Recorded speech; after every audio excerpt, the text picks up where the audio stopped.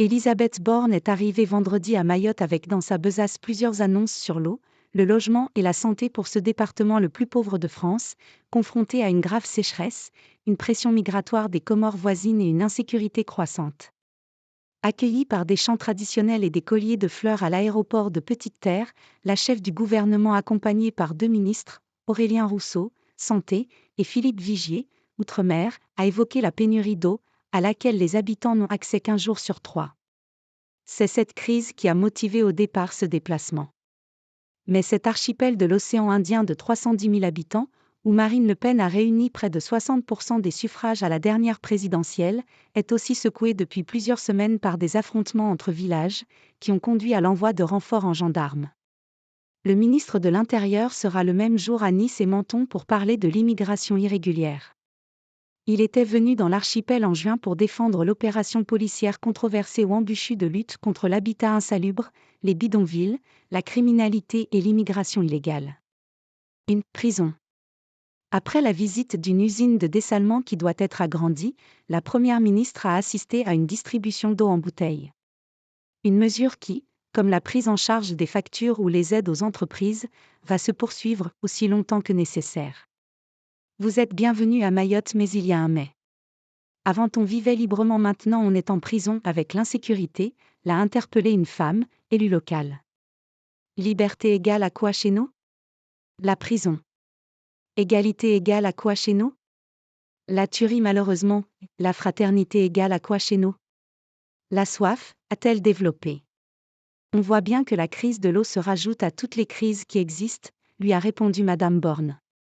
L'archipel est confronté à sa pire sécheresse depuis 1997, aggravée par un manque d'infrastructures et d'investissements.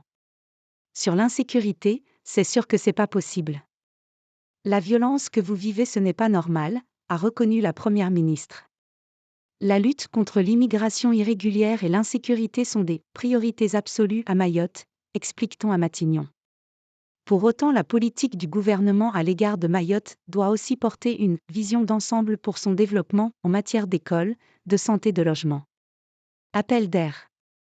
Elisabeth Borne visitera ensuite un bidonville qui doit prochainement être démantelé à Koungou, où elle annoncera la création d'une opération d'intérêt national sur 3 communes pour aider au relogement de ses habitants. La moitié de la population ne possède pas la nationalité française, selon l'INSEE, même si un tiers des étrangers sont nés sur l'île. Et environ 30% des logements sont de l'habitat insalubre. Les résultats se font attendre. Les opérations contre les bidonvilles ont permis de détruire environ 700 habitats informels, ou cases, cette année, contre 1600 en 2021.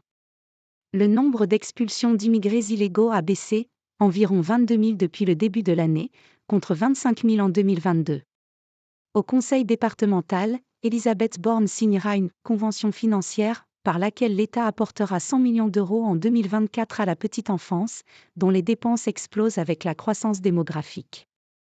Elle visitera aussi l'unique hôpital de Mayotte, qui manque cruellement de soignants, pour y annoncer son extension ainsi que de nouvelles offres de formation pour attirer les infirmiers. Sur la sécurité, Elisabeth Borne annoncera notamment un renforcement des moyens du plan Shikandra de lutte contre l'immigration irrégulière. Reste à savoir si ces mesures seront à la hauteur des attentes des habitants. La députée indépendante Lio Estelle Youssoufa, qui veut restreindre le droit du sol, que la droite veut supprimer sur l'île, met en garde contre un discours compassionnel qui serait mal reçu compte tenu de la volatilité de la situation.